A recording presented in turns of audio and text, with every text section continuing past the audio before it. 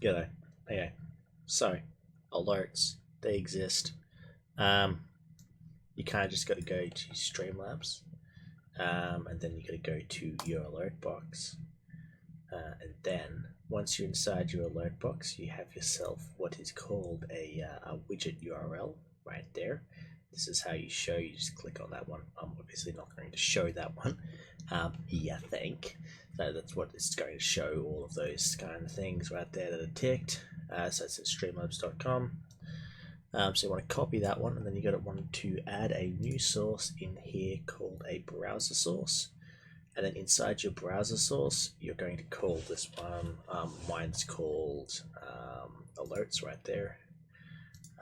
So if we just have a look at alerts, so you just want to create a new alerts, and inside the URL you want to paste in that URL that you copied from Streamlabs over here.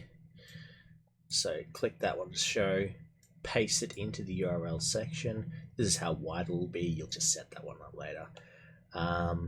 Custom body you can just leave and just hit OK. So you just need to paste that one in there, and it should all just sort itself out.